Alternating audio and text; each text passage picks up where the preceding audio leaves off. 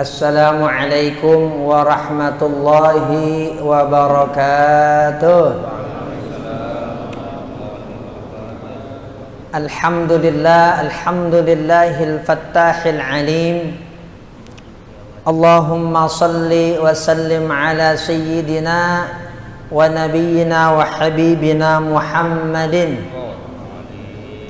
alladhi arsalahu Allahu rahmatan lil alamin wa ala alihi at-tayyibin wa ashabihi al-akramin wa man tabi'ahum bi ihsanin ila yaumiddin, amma ba'du.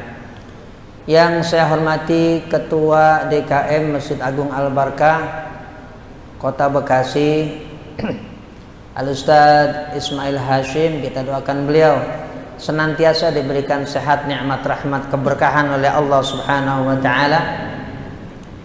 Yang saya hormati segenap dan seluruh pengurus DKM, para penasehat DKM Masjid Agung Al-Barkah. Ada orang tua kita Mang Haji Acu, Pak Haji Furqan, Kiai Lili Ghazali, ada Ustaz Syarif Hidayatullah, Ustaz Musta'in, dan banyak lagi tadi yang sudah hadir pada malam hari ini. Seluruh jamaah, bapak-bapak dan ibu-ibu, mudah-mudahan kita semua pada malam hari ini senantiasa dilimpah curahkan nikmat, rahmat, keberkahan oleh Allah Subhanahu wa taala. Segala urusan dunia akhirat kita diberikan segala kemudahan oleh Allah Subhanahu wa taala.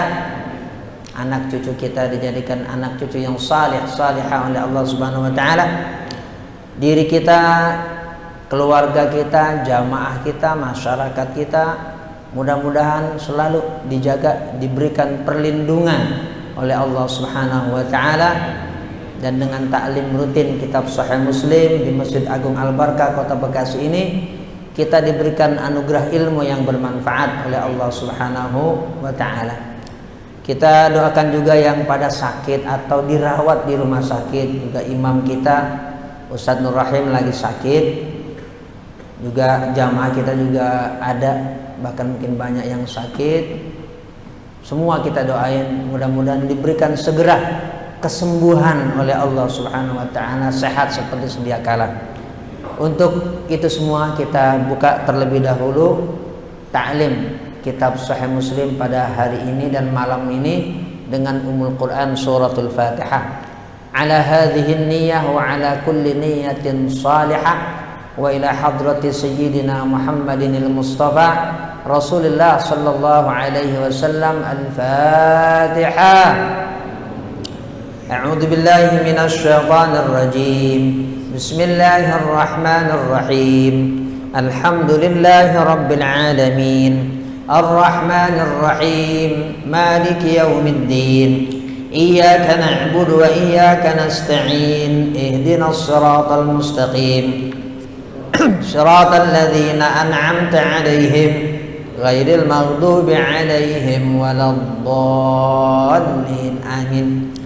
Kita bacakan juga secara khusus Al-Fatihah sekaligus doa untuk almarhumah Ibu Hajjah Dahliyawati binti Haji Asman, istri tercinta dari pengurus DKM Masjid Agung Al-Barkah, yaitu Bapak Haji Cepi Sukmawijaya yang wafat beberapa hari yang lalu.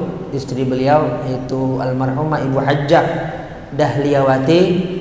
Mudah-mudahan kita doakan almarhumah diberikan limpahan maghfirah oleh Allah Subhanahu wa taala dan dijadikan kubur almarhumah satu taman dari taman surganya Allah Subhanahu wa taala. Ala hadhihi niyyah wa ala kulli niyyatin salihah. Al-Fatihah. A'udzu billahi minasy syaithanir rajim. Bismillahirrahmanirrahim. Alhamdulillahi rabbil alamin. Ar-Rahmanir Rahim. Maliki yaumiddin. Iyyaka na'budu wa iyyaka nasta'in. Ihdinas siratal mustaqim. Siratal ladzina an'amta 'alaihim ghairil maghdubi 'alaihim waladdallin. Amin. Bismillahirrahmanirrahim. Hadis ini riwayat salah seorang sahabat Rasulullah sallallahu alaihi wasallam yang bernama Abu Musa al-Ash'ari. Abu Musa al-Ash'ari sahabat Rasulullah sallallahu alaihi wasallam yang berasal dari Yaman. Jadi Ash'ari itu adalah kabilah di Yaman. Tepatnya di kota namanya Zabid. Kota Zabid itu tempat kabilah namanya Al-Ash'ari. Jadi Al-Ash'ari ini suku kabilah. Nama beliau adalah Abdullah bin Qais. Jadi Abu Burdah itu adalah kunyahnya, julukannya. Nama sebenarnya adalah Abdullah bin Qais Al-Ash'ari. Nah, yang meriwayatkan hadis ini adalah putra beliau dari kalangan tabi'in masuknya, karena nggak pernah berjumpa dengan Rasulullah Sallallahu Alaihi Wasallam. Itulah yang tadi disebut an Abi Burdah an Abi Musa al-Ash'ari. Hadis ini mata rantainya sanadnya dari Abi Burdah dari Abi Musa al-Ash'ari. Abu Burdah itu putra kandungnya sahabat Abu Musa al-Ash'ari. Nah, namanya Abu Burdah. Namanya Abu Burdah. Ah, nama beliau juga bukan Abu Burdah, namanya Amir. Amir pakai ain. Bukan Amir, bukan. Amir. Ain ada alifnya. Amir. Lahir tahun ke-16 Hijriah dan wafat tahun 103 Hijriah. Kalau tadi Abu Musa wafat tahun 50 Hijriah. Kalau putranya lahir tahun 16 Hijriah dan wafat tahun 103 Hijriah. Jadi usianya cukup tua. Dan memang ini salah satu ulama sahabat.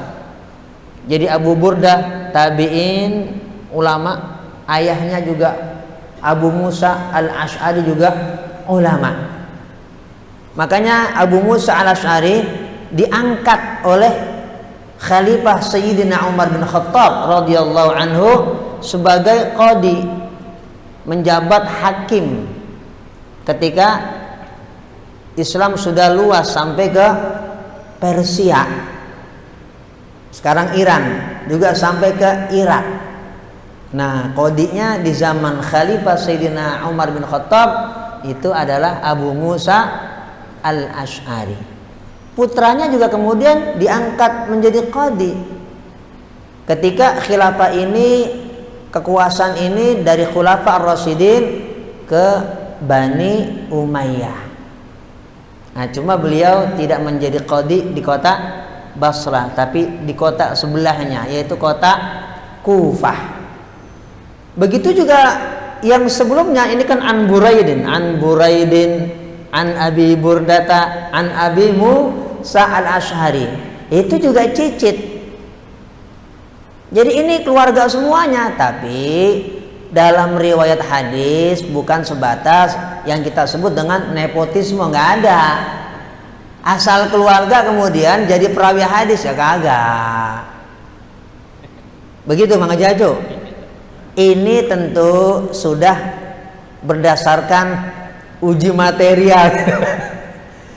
Dan uji material ini juga sifatnya alamiah, Pak Jumhidin. Ya, di kalangan para ulama. Mentang-mentang ini cicit, kemudian juga anak, kemudian juga orang tua. Ya, semuanya udah, pokoknya kalau cucu, anak, cicit perawi hadis sudah sahih aja. Ya enggak begitu juga, dan memang enggak begitu. Jadi sudah berdasarkan analisa yang sifatnya ilmiah. Gitu. Jadi ini Buraid, kemudian Abi Burdah, kemudian Abi Musa, ya itu masih bapak, anak, cucu, cicit. Termasuk gurunya Imam Muslim yang meriwayatkan hadis ini, itu juga masih nasabnya langsung kepada Abu Musa al-Ash'ari. Kita nggak bisa sebut semua perawi ini berarti nepotisme, hadisnya dhaif, ya kagak. Jadi sudah berdasarkan satu analisa dan banyak analisa dari para ulama. Jadi ini memang murni ilmiah hadis ini. Itu tentang sanad atau perawi hadis ini yang diriwayatkan oleh sahabat Abi Musa al-Asy'ari. Nah, isi hadis ini tentang alur dan narasi sejarah, di mana sahabat Abi Musa al-Asy'ari diperintahkan oleh Rasulullah Sallallahu Alaihi Wasallam ketika beliau sudah Islam, dari mulai sejak Nabi ada di kota suci Makkah. Itu kan ada alladzi qadimu fis safina barusan. Safina apa artinya? Perahu, kapal. Jadi kok ada kata-kata kapal di sini? Datang di kapal bersama rekan-rekan Abu Musa. Beliau bilang begitu dalam riwayat ini. Maksudnya begini, sahabat Abu Musa itu udah Islam sejak umat Islam masih di Mekah.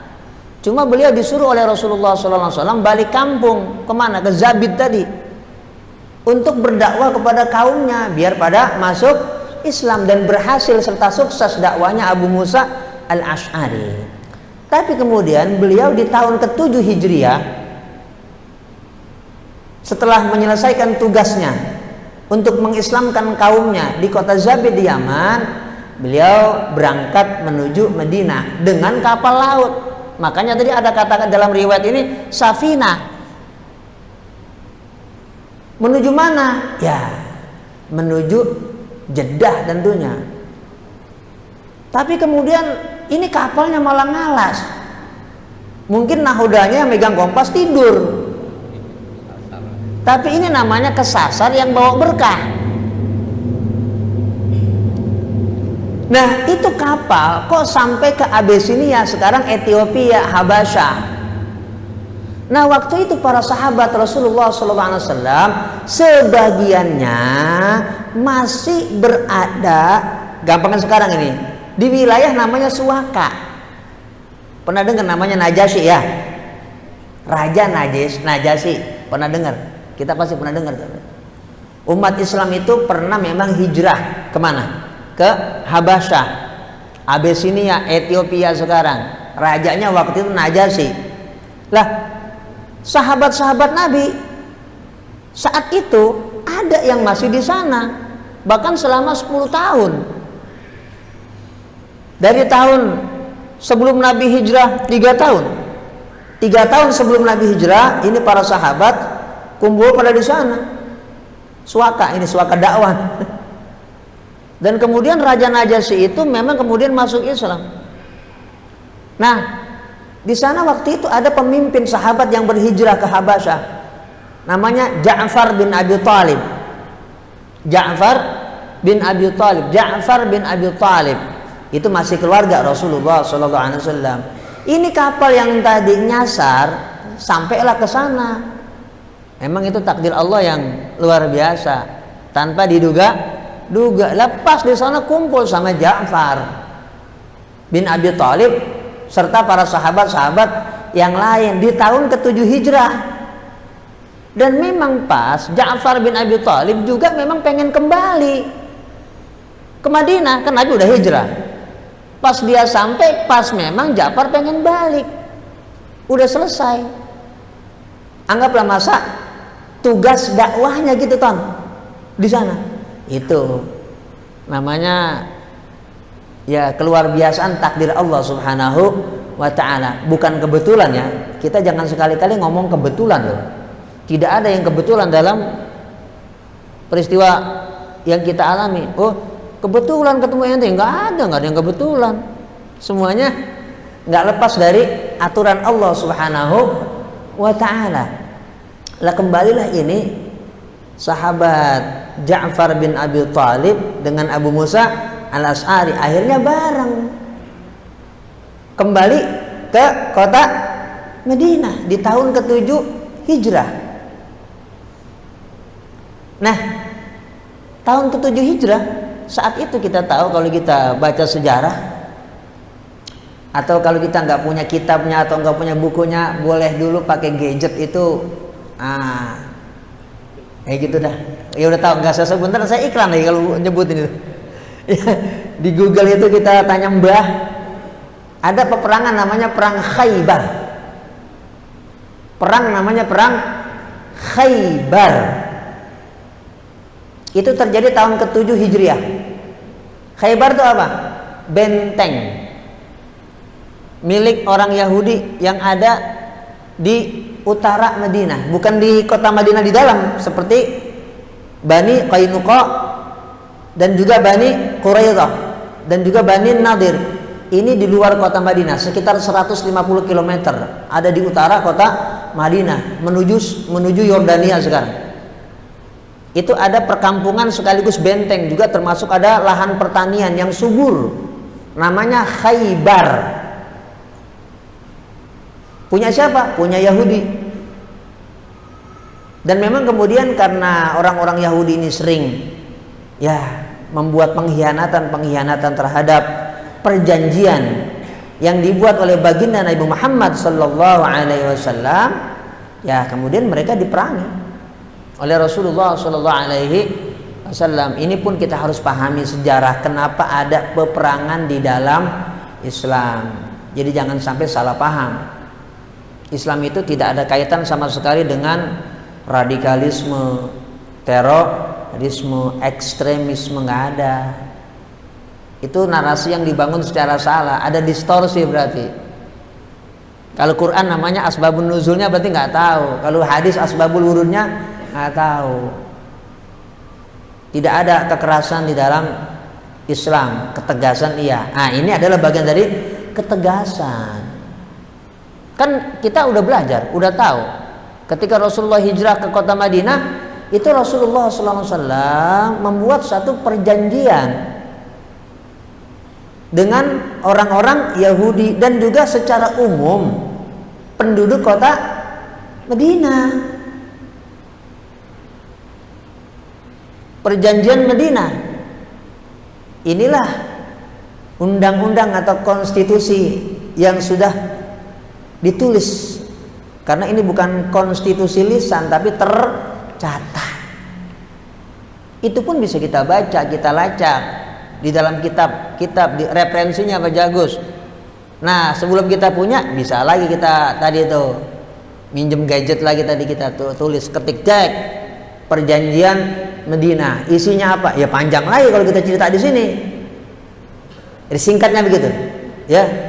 Kalau kita udah tahu, alhamdulillah. Kalau kita belum tahu, ya nanti kita informasi secara detail, karena ini sejarah yang berkaitan dengan apa yang sekarang kita baca tentang sahabat Abu Musa Al-Asy'ari.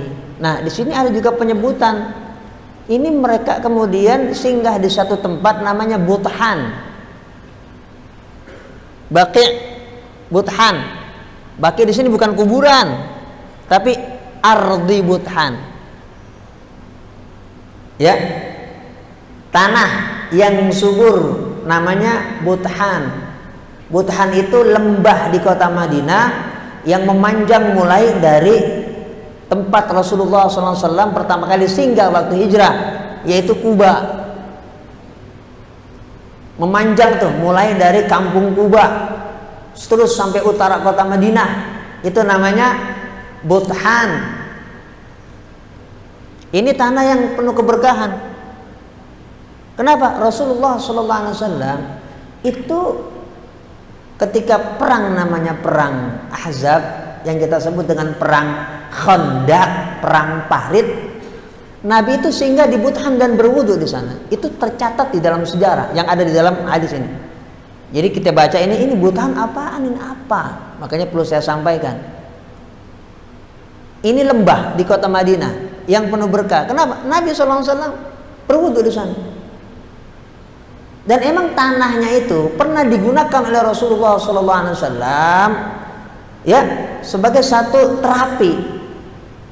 Nabi mengambil itu tanah dari Buthan untuk mendoakan seseorang agar disembuhkan oleh Allah Subhanahu wa Ta'ala. Itu pakai tanah Buthan.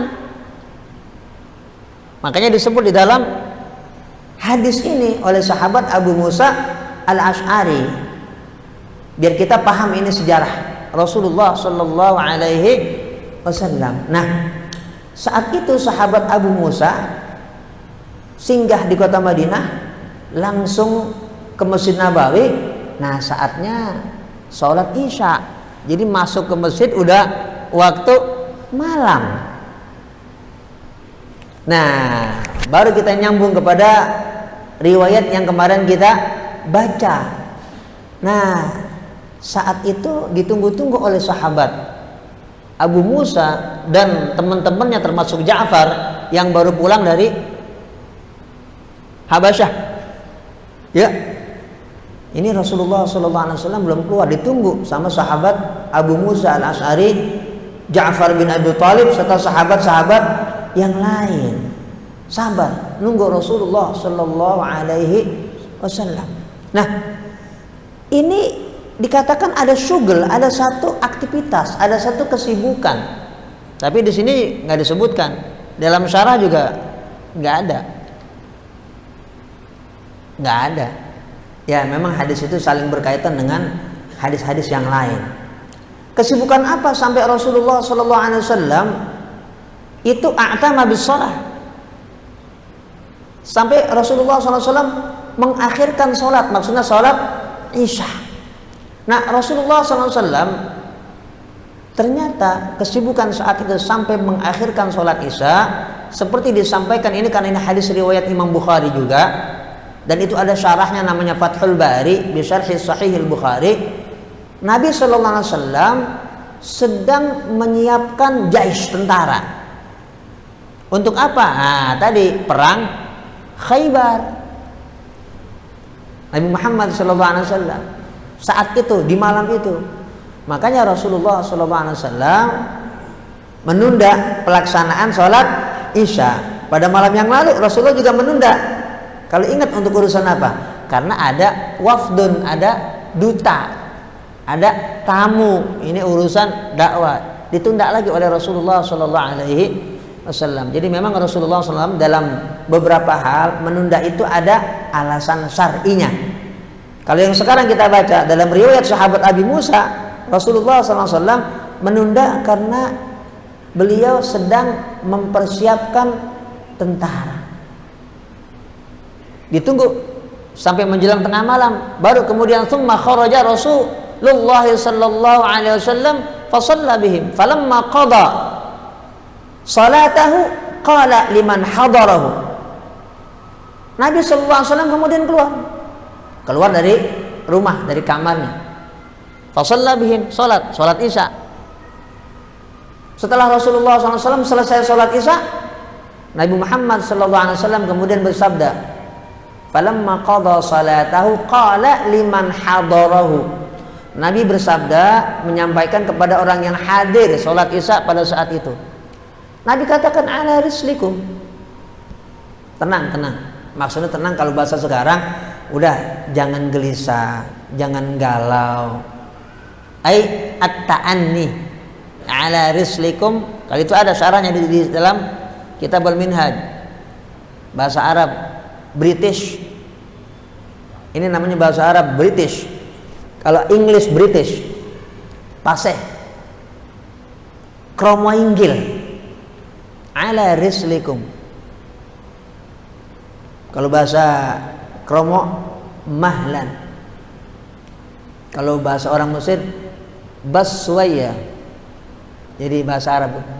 Kalau ini bahasa Arab yang begitu sangat sopan, yang disampaikan oleh Rasulullah Sallallahu Alaihi Wasallam, yaitu ala rislikum. Tenang, maksudnya kalian nggak perlu gelisah kok. Saya sampai seperti ini, kita semuanya sholat. Kalau sekarang jam 11 atau setengah 12, u'alimukum. Saya kasih tahu kepada kalian. Wa abshiru. Kata-kata absyir ini menunjukkan bergembiralah kalian. Jadi Nabi Sallallahu Alaihi Wasallam memberikan motivasi. Ini bicara bisyarah, kabar gembira. Nabi Sallallahu Alaihi Wasallam berikan sabda, inna min ni'amillah alaikum, bahwa ini adalah bagian nikmat Allah kepada kalian. Jadi kita sholat seperti ini, kalian tuh nggak usah gerundel, maksudnya begitu. Ya, kalau sekarang kan kita bisa ngedumel. Bahkan mungkin kalau terlalu lama jeda untuk sholat isya, kita mungkin bisa ngedumel juga. Makanya ya kita alhamdulillah nggak pernah, ya jarang, sangat sekali jarang lah sholat isya itu sampai kita tunda 10 menit, mungkin sangat ada tapi sangat jarang. Selalu kita tepat, bahkan 2-3 menit sebelum waktu sholat isya kita sudah selesai, sudah off. Ya karena kita tahu jamaah kan datang dari mana-mana, apalagi jamaah sudah tetap di sini, hadirnya tetap di sini, kita ya hormati. Itu udah sesuatu yang sangat bagus. Udah dari rumah kok mau datang lagi ke Masjid Agung Al-Barkah untuk ngaji. Nah, kita kok kemudian jedanya terlalu lama, jadi nggak bijaksana juga. Walaupun kalau kita bahas kemarin kan itu juga masuk bagian yang afdol, mengakhirkan waktu sholat isya, cuma bagi yang tidak masyaqqah. Ya kalau kita di sini masyaqqah tadi problem, urusan keluarga di rumah ntar kita habis kelamaan, jam 9 baru sampai rumah, apalagi isya sekarang udah mau jam 8 gitu. Jadi tetap kita ya sholat pas. Hanya yang kita sampaikan sekarang ini dan beberapa malam Rabu yang lalu itu sebagai wawasan kepada seluruh jamaah, bahwasanya kalau waktu sholat isya itu waktu yang luas dan fleksibel. Jadi satu saat kita bisa mengamalkan, tapi sudah tersosialisasi dengan baik di jamaah-jamaah tertentu. Kita mau mengakhirkan itu, jangan takut, wah ini kok bagaimana ini yang ngajar atau si anu kok bukan as-sholatu ala waktiha, bukan sholat pada waktunya, ini nggak benar ini, ya gitu kan bisa seperti itu ya, kan bisa seperti itu. Ini ngajar lama banget ya, udah kelewat waktu belum wassalamualaikum, tapinya dia ngajar tapinya nggak ngamalin yang diajarin. Nah kan kita bisa salah paham ya, padahal khusus untuk waktu sholat isya itu bicara yang paling utama nggak begitu. Secara dalil-dalil yang sahih yang disampaikan oleh baginda Nabi Muhammad Sallallahu Alaihi Wasallam itu untuk kita wawasan dalil, tapi pengamalannya ya kita nggak seperti itu. Ya tadi sifatnya luas, sifatnya fleksibel. Nah ini karena para sahabat memang udah sami'na wa ata'nanya tinggi kepada Rasulullah SAW.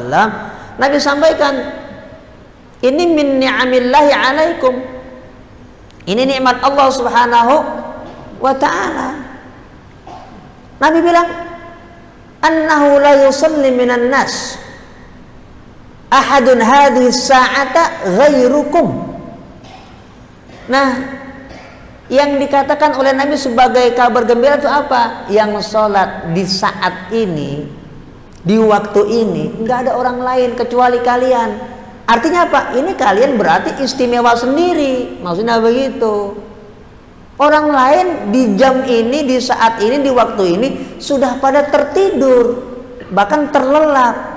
Tapi kalian kok masih setia menunggu sholat, dan sekarang kita ini baru sholat. Ini adalah nikmat Allah buat kalian, nikmat iman. Maksudnya itu, kok ada ucapan Rasulullah SAW seperti ini? Ini nikmat dari Allah kepada kalian. Bergembiralah kalian ketika tidak ada satu orang pun melaksanakan sholat di saat ini, di waktu ini, kecuali kalian. Nabi berikan motivasi. Jadi jangan sampai hati para sahabat ini menjadi gundah, menjadi galau. Kenapa Rasulullah SAW mengakhirkan sholat isya sampai sejauh ini waktunya? Itu.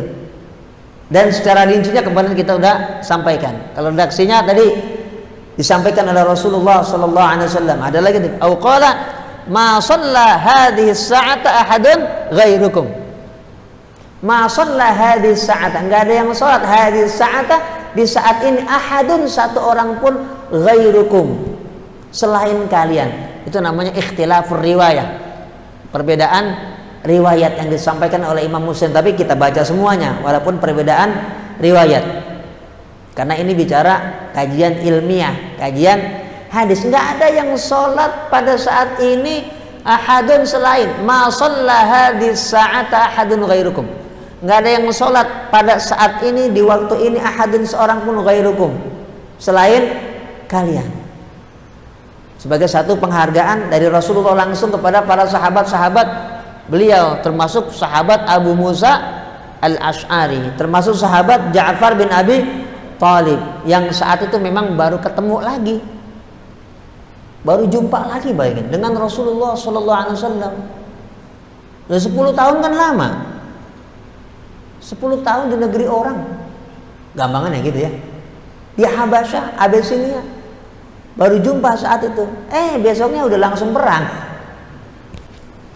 besoknya udah langsung berangkat menuju Khaybar, 150 km di zaman itu.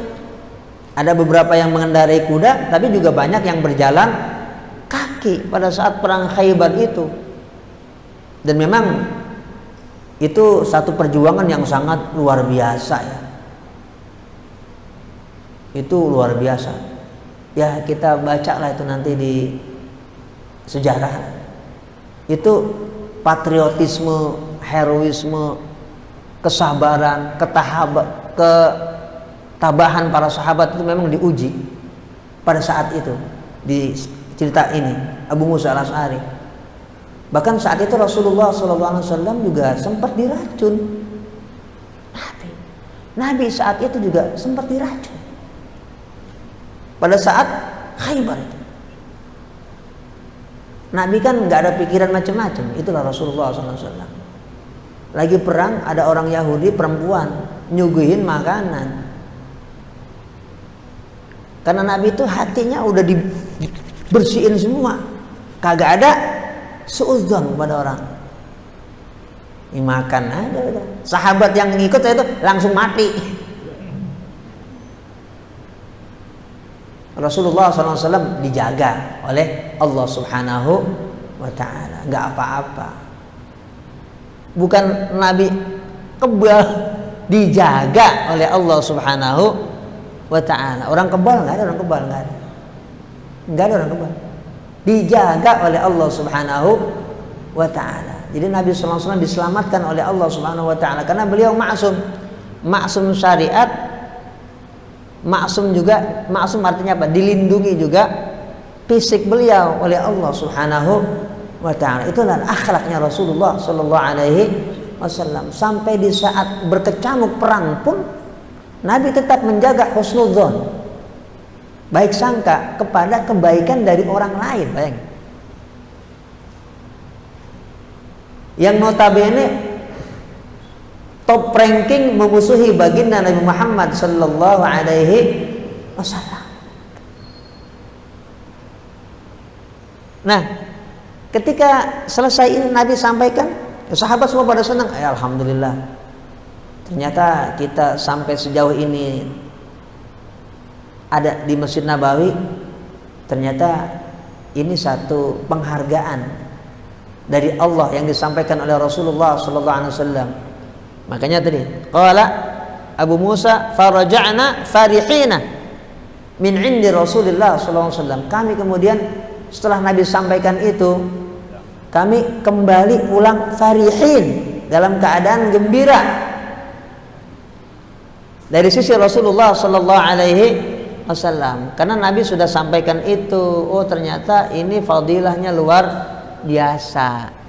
Seperti yang saya sampaikan pada malam Rabu yang lalu, ini juga kita bisa amalkan. Apa sesekali gitu, boleh kita amalkan, boleh kita amalkan.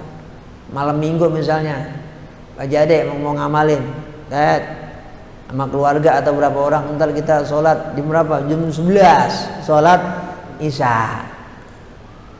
Nggak termasuk bagian tahawun, melalaikan nggak termasuk, tapi bagi yang terbiasa atau yang sudah persiapan mental. Tapi kalau baju ganda ya ngantuk banget, termasuk baju yata, jangan coba-coba. Ibadah jangan dicoba-coba. Ketahuan emang udah capek banget, ngantuk banget, pengen sholat Isya jam 11, jangan, 12 jam 6. Gitu. Ya kalau kita fisik ini ya fresh, ya kuat, pas selamat boleh. Boleh gitu, laksanain, bukan nyoba, boleh laksanain. Agung. Kalau pas lagi kagak ada di pabriknya, ya boleh. Hari-hari libur boleh kita amalkan. Pak W mau ngamalin, apa-apa. Kalau lagi nggak goreng tahu bisa amalin begitu. Atau ustaz-ustaz, ya kalau ustaz-ustaz memang nyantai terus ya pada di belakang, nah gitu ya. Nah inilah satu yang disampaikan oleh Rasulullah SAW, diriwayatkan oleh sahabat Rasulullah SAW. Jadi banyak yang kita dapat pada malam hari ini. Ada tadi keluarga, rangkaian, ternyata perawi ini keluarga semua 90%. Dari mulai gurunya Imam Muslim sampai tabiin, sampai sahabat, dia juga Ustaz Maman. Dan itu banyak dalam Sahih Bukhari. Kalau kita ngaji di Islamic Center ini ada pengurus intinya Ustaz Maman Zainal Arifin. Itu sering juga kita sampaikan perawi-perawi itu di Islamic Center dalam kajian Sahih Bukhari di masjidnya Ustaz Mamun di Islamic Center kita di sini Kota Bekasi. Dan mudah-mudahan ini menjadi satu semangat buat kita. Kita semuanya diberikan nikmat rahmat keberkahan oleh Allah Subhanahu wa taala. Mudah-mudahan ya kota kita, kampung kita, wilayah kita mudah-mudahan dijaga oleh Allah Subhanahu wa taala. Mudah-mudahan wabah yang sekarang lagi katanya itu ramai, kita dengar dari berita, mudah-mudahan cepat diangkat oleh Allah Subhanahu wa taala. Udah hampir 10 bulan udah saya sampaikan jamaah sekalian, prokes itu wajib hukumnya. Ya, protokol kesehatan itu wajib. Saya pun menggunakan itu. Cuman begini ya. Tawakal kita juga harus kita tumbuhkan. Bentuknya yang saya sampaikan kepada seluruh jamaah udah di mana-mana ini. Banyak baca sholawat. Tolonglah ini. Saya mohon dah diamalin. Ya. Prokes wajib. Pasti itu. Apa? 4M apa tuh? Mencuci tangan, apa lagi? Masker, terus menjaga jarak, satu lagi. Menjauhi kerumunan. Itu kita jaga betul. Itu prosedur dan sudah disampaikan dari pemerintah pusat sampai ke bawah. Kita tambah lagi, tambahin. Tawakal sama Allah.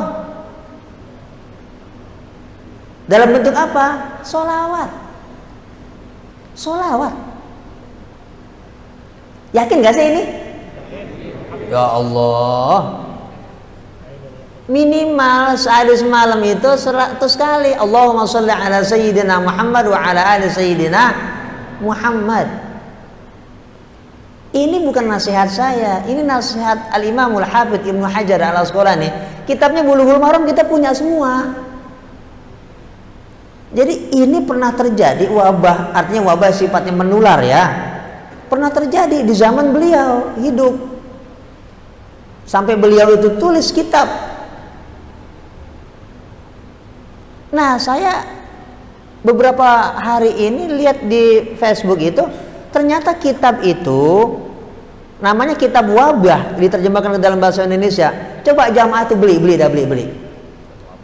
Cakep itu kitab, udah bahasa Arab, udah ada yang menerjemah ke dalam bahasa Indonesia. Ntar lihat dah, beli. Tulisan dari Imam Al-Hafidz Ibnu Hajar Al-Asqalani yang nulis kitab Bulughul Maram. Coba di situ nanti lihat dah di Mbah itu coba. Ada. Diterjemahkan menjadi kitab wabah. Beli itu. Udah ada bahasa Indonesia, berarti kan kita bisa baca. Di situ ada nasihat itu. Sasodik, ada nasihat dari Ibnu Hajar. Ya. Nah, salah satu yang efektif beliau secara tawakal di samping tadi secara fisik itu membaca sholawat. Itu cara jitu yang sifatnya rohani agar kita dihindari oleh Allah Subhanahu wa ta'ala. Belum lama saya masih nyimpan ini, apa 2 hari ini ya, di grup WA itu ada Sultan Hasan al-Bolkiah. Udah dapat jamaah ya? Ada yang ngirim gak? Itu bilang gitu, ayo semuanya di Brunei ini coba dibilang para imam sampaikan kepada jamaah, ayo untuk banyak kita kembali kepada Allah, berzikir kepada Allah. Karena bagaimanapun wabah ini tidak mungkin ada kecuali atas izin Allah, nggak mungkin. Walaupun anggaplah berantem siapa yang nyebarin, apa Amerika atau misalnya Cina, itu kan pada main salah-salahan. Kita nggak mikirin dia pada ribut, kagak, kita mau udah siapa kayak yang nyebarin. Tapi kita tahu nggak mungkin apapun kemadorotan itu kok bisa menyebar tanpa izin Allah, nggak mungkin. Dan sekarang udah tersebar. Lah kita kembali kepada yang mengizinkan itu, Allah. Minta kita kepada Allah, ya paling cepat agar kita dikabulkan sholawat. Sholawat kan kagak ada riaknya. Ustaz Zain bilang, saya habis sholawat, pahala nggak hilang. Kalau ngomong saya habis tahajud kan bisa jadi hilang pahala. Baju Cepi bisa jadi hilang, Ustaz Ali bisa jadi. Tapi kalau ini Kang Ibul enggak. Kita ngomong, Haji Lukman ngomong, saya habis baca sholawat, enggak hilang. Itu salah satu kemuliaan sholawat kepada Rasulullah Sallallahu Alaihi Wasallam. Jadi saya ya serukanlah gampangannya itu kepada, termasuk diri saya, kepada semua kita jamaah. Ayo kita di kota Bekasi atau Kabupaten Bekasi seluruhan ini, ya 24 jam kita baca sholawat yang pendek aja. Allahumma sholli ala Sayyidina Muhammad wa ala ali Sayyidina Muhammad. Kalau kagak mau Sayyidina, nggak usah ngeributin Sayyidina apa kagak Sayyidina, baca Allahumma sholli ala Muhammad wa ala ali Muhammad, ya kan bisa juga. Nggak pakai Sayyidina gua mah nggak ngapa-ngapa. Allahumma sholli ala Muhammad wa ala ali Muhammad. Kita yakin kepada Allah. Kalau ini kita semua serentak, komandan baju Surata, kalau kita ini kompak baca sholawat, ya nggak pakai lama, sebulan Februari udah diangkat sama Allah Subhanahu Wa Taala. Jadi kita kemana-mana udah enak, mau kumpul-kumpul asik, bisa mancing bareng, kan gitu. Ya kita yakin ya banget kepada Allah Subhanahu wa Ta'ala. Al-Fatihah. A'udzubillahi minasyaitonir rajim. Bismillahirrahmanirrahim. Alhamdulillahirabbil alamin. Ar-Rahmanir Rahim. Maliki yaumiddin. Iyyaka na'budu wa iyyaka nasta'in. Ihdinas siratal mustaqim. Siratal ladzina an'amta 'alaihim ghairil maghdubi 'alaihim waladdallin. Amin. Astaghfirullahal azim wa lakal hamdu ya ma'bud. Allahumma shalli wa sallim ala sayyidina Muhammadin wa ala alihi. Allahumma ighfir lana wa liwalidina wa limashayikhina wa li jami'il muslimina wal muslimat wal mu'minina wal mu'minat al ahya' minhum wal amwat. Allahumma aslih dhata bainina, Allahumma alif baina qulubina. Rabbana atina fid dunya hasanah wa fil akhirati hasanah wa qina adzabannar. Wa sallallahu ala sayyidina Muhammadin wa ala alihi wa sahbihi wasallam. Walhamdulillahirabbil alamin. Wassalamu alaikum warahmatullahi wabarakatuh.